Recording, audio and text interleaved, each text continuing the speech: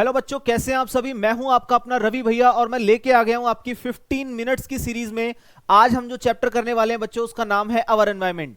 तो आज हम इस चैप्टर के पूरा डिटेल एनालिसिस देखेंगे, एक कंप्लीट वे में इसे हम पढ़ेंगे कॉन्सेप्ट के साथ, ताकि हमारा एक भी क्वेश्चन गलत ना हो पेपर में। सबसे पहले हम लोग बात करते हैं बच्चों अवर एनवायरनमेंट। तो अवर एनवायरनमेंट का मतलब क्या होता है, जैसा कि आपको चैप्टर के नाम के अंदर ही दिख रहा होगा बच्चों।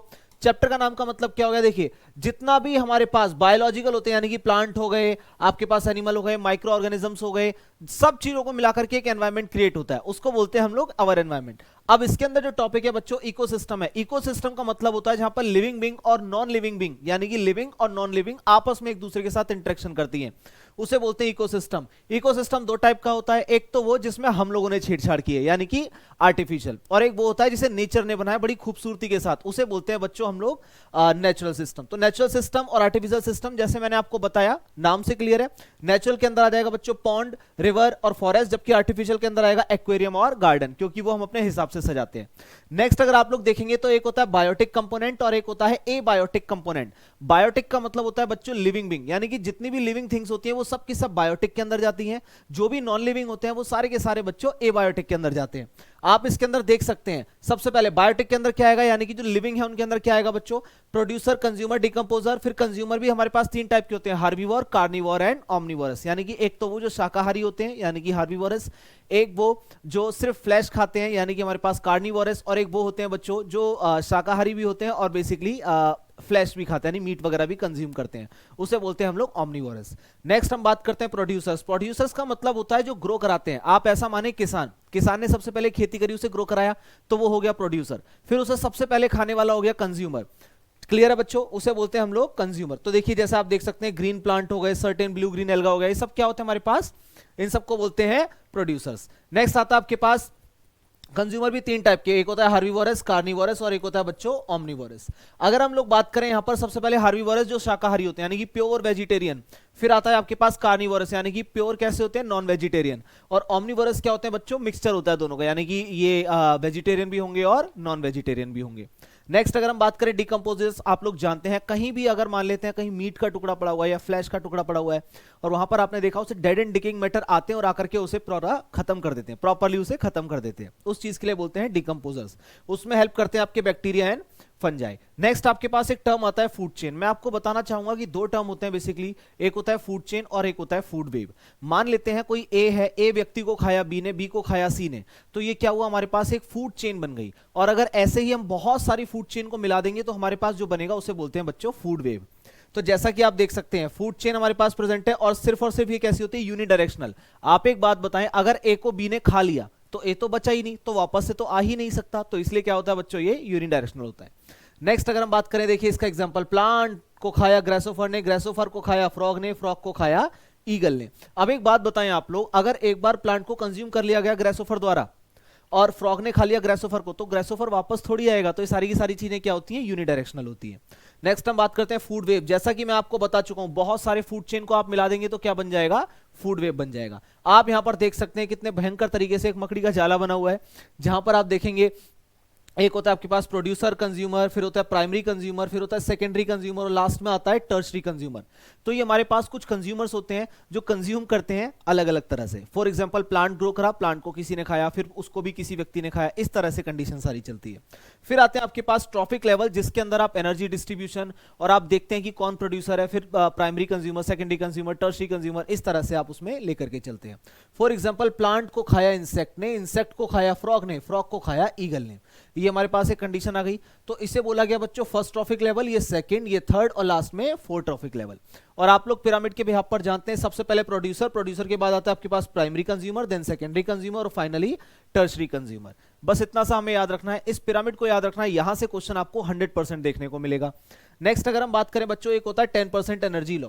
10% लॉ का मतलब होता है कि मान लेते हैं, जैसा कि आप देख सकते हैं, सनलाइट से एनर्जी किसे मिली, प्लांट को मिली। तो प्लांट को जब एनर्जी मिली तो क्या हुआ, यहां पर हमने माना 100 जूल एनर्जी यहां पर होगी। फिर उसके बाद जैसे ही आगे गया, प्लांट को किसने खाया, डियर ने, तो उसके पास कितनी पहुंची, 10 जूल एनर्जी पहुंची, यानी कि 10% लॉस हो गया ना। यानी कि हर जगह पर आप देखें, मान लेते हैं प्लांट को किसी प्राइमरी कंज्यूमर ने खाया तो 10% एनर्जी लॉ खत्म, यानी कि 10% एनर्जी उसकी खत्म हो गई। ऐसे धीरे करते करते करते करते फाइनली आपको देखने को मिलेगा कि लाइन के पास सबसे कम एनर्जी है, यानी कि ट्रॉफिक लेवल में जो सबसे इनिशियल फेज में होगा उसके पास एनर्जी बहुत ज्यादा है, लेकिन जैसे जैसे वो आगे की तरफ बढ़ता रहेगा उसके पास एनर्जी सबसे कम पहुंचेगी। किसकी वजह से, 10% लॉ ऑफ एनर्जी की वजह से।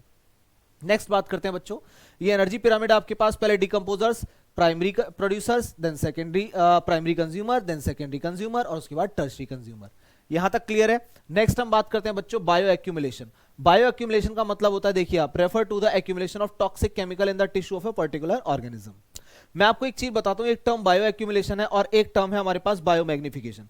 अगर मान लेते हैं कोई पेस्टिसाइड वगैरह है, मान लेते हैं आपने पेस्टिसाइड को छिड़क दिया ताकि वहां पर किसी भी तरीके से क्रॉप को खराब करने के लिए कोई भी इंसेक्ट ना आए, उस इंसेक्ट ने उसे खा लिया। अब इन पेस्टिसाइड की एक बहुत ज्यादा नेगेटिव पॉइंट होता है, आप ऐसा माने कि जैसे ही उसे कंज्यूम किया जाता है वो स्टमक के अंदर ना एक्यूमुलेट होने लगता है, यानी कि इकट्ठा होने लगता है। आपके स्टमक से वो बाहर नहीं जाएगा फीसिस के थ्रू, यानी कि जैसे हम लोग वेस्ट मटेरियल के थ्रू अपनी बॉडी से बाहर एक्सक्रीट आउट कर देते हैं, ऐसा कुछ नहीं होगा। तो फिर क्या होगा, ये बॉडी के अंदर एक्यूमुलेट होता रहेगा और फिर अगर उस इंसेक्ट को किसी और ने खा लिया तो वो डीडीटी यानी पेस्टिसाइड उसके अंदर पहुंच गया।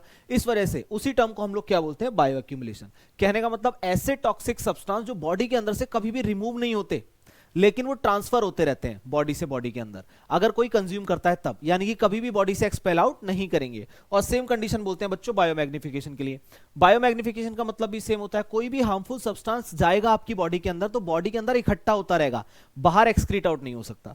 नेक्स्ट हम चलते हैं बच्चों, हमारे पास क्या तरह से आपने देखा, पेस्टिसाइड गया सॉइल में, सॉइल से गया प्लांट में, प्लांट से गया हार्बीवोर के अंदर और हार्बीवोर से ह्यूमन बीइंग के अंदर यानी हमारे अंदर।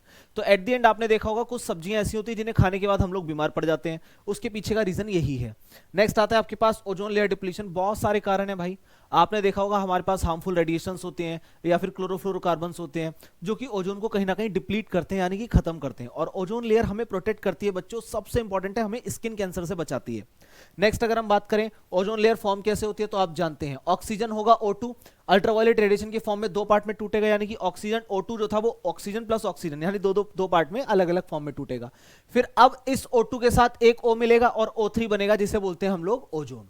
क्लियर है। अब रीजन ओजोन डिप्लीशन के मैं आपको बता चुका हूं, क्लोरोफ्लोरोकार्बन हो गए, बहुत सारे केमिकल्स होते हैं जो इसे डिप्लीट करते हैं यानी कि खत्म करते हैं। नेक्स्ट आपके पास आता है क्यों हमें एफर्ट लगाने चाहिए या कैसे कैसे, तो हमारे पास होता है यूनाइटेड नेशन एनवायरमेंट प्रोग्राम जिसे यूनेप बोलते हैं, UNEP, जिन्होंने एग्रीमेंट लगाया था कि जितने भी हमारे पास कंट्रीज हैं वो सभी की सभी बैन कर दें किसे, क्लोरोफ्लोरोकार्बन को, ताकि किसी भी तरीके से वहां पर दिक्कत ना होने पाए। नेक्स्ट टॉपिक की बात करते हैं बच्चों, एक होता है कि वेस्ट मटेरियल होता है हमारे पास, यानी कि जो भी हमारे घरों में कचरा हुआ, हमारे आसपास कचरा होता है, हम सब चाहते हैं उससे बेसिकली ना अपने लिए इकट्ठा ना होने दे, क्योंकि वो कहीं ना कहीं अगर एक्यूमुलेट होगा तो हमारे लिए बीमारियां फैलाएगा।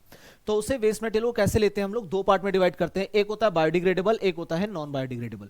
यानी जैसे प्लास्टिक बैग्स आपके पास हो गए, पॉलीथीन हो गई, वो सारी की सारी होती है नॉन बायोडिग्रेडेबल, यानी कि आप उन्हें एक बार अगर एक जगह पर छोड़ देंगे और आने वाले 50 साल में भी चेक करेंगे तो आपको एज इट इज मिलेंगे, उनके अंदर कोई भी चेंज नहीं मिलेगा। लेकिन एक होता है आपके पास बायोडिग्रेडेबल, जैसे आपके पास पेपर हो गया, वुड हो गया, या खाना पीना हो गया घर का, मतलब रोटी सब्जी वगैरह हो गया, आप इसे जैसे ही डालेंगे ना धीरे धीरे क्या करेंगे, डिकम्पोज होना शुरू हो जाते हैं। तो हम इन्हें क्या बोलते हैं बच्चों, इसे बोलते हैं बायोडिग्रेडेबल। तो एग्जांपल्स आप लोग जानते हैं। नेक्स्ट आता है आपके पास मैनेजमेंट कैसे करना है, तो एक होता है डिस्पोजेबल मेथड, यानी कि लैंडफिल्स हो गया, इंसिनरेशन हो गया, कंपोस्टिंग हो गया, सीवेज ट्रीटमेंट हो गया, या फिर चीजों को बार बार रिसाइकल करना। तो आप अपने हिसाब से देख लें, जैसे वाटर बॉटल्स होती है वो क्या होते हैं, बार बार रिसाइकलिंग के लिए जाती है, लेकिन कुछ चीजें ऐसी होती है जिन्हें डिसमेंटल करके फेंक दिया जाता है और बाद में नई चीजों को फॉर्म किया जाता है। और एफर्ट क्या होते हैं इंडिविजुअल लेवल पर, यानी कि हम लोग के लेवल पर, जैसे हम रिड्यूस करें, रीयूज करें, रिसाइकल करें, प्रॉपर वेस्ट डिस्पोजल करें और क्ले मोड का यूज करें हम लोग, क्लॉथ और जूट बैग का यूज करें। मतलब इंडिविजुअल पर्पज से आप क्या क्या चीजें यूज कर सकते हैं, हम लोग पॉलीथीन को अवॉइड करें, प्लास्टिक बॉटल वगैरह को अवॉइड करें, उसके बिहाफ पर हम लोग यूज करें क्ले बने, आपने सुना होगा ना जैसे कुल्हड़ में आप लोग चाय पीते हैं तो वो हमारे लिए फेवरेबल है, इस तरह से हम चीजों का यूज करें, प्लास्टिक वगैरह को अवॉइड करें।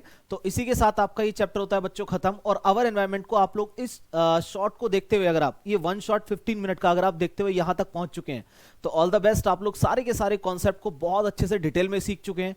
और हमारे साथ जुड़े रहिए और मिलते हैं नेक्स्ट वीडियो।